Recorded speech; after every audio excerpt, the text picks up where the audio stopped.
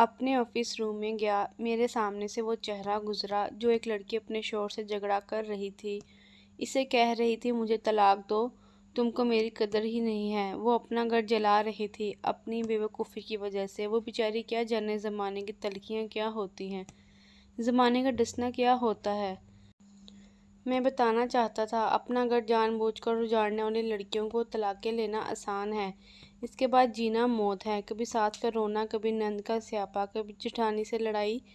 ये हर घर की बात है। इसका हरगिज़ मतलब तलाक लेना या घर उजाड़ना नहीं है। कम उम्री में ही मेरे सर के बाल सफ़ेद हो गए हैं हज़ारों आंखों के आंसू देखकर। अपने घरों को आबाद रखो। औरत खुदा की कसम मेरे माशरे की जंजीरों में जकड़ी हुई एक कैदी है। कभी बाप की पकड़ी पे लट गई तो कभी सास के ज़हर-आलूदा लहजे पर, कभी शोहर की अना पे खाक हो गई तो कभी औलाद की वजह से।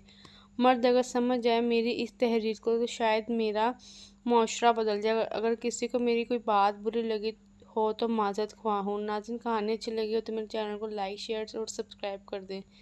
इंशाल्लाह मैं आप सबको मिलूँगी अपनी अगली वीडियो में। तब तक के लिए अल्लाह हाफ़िज़।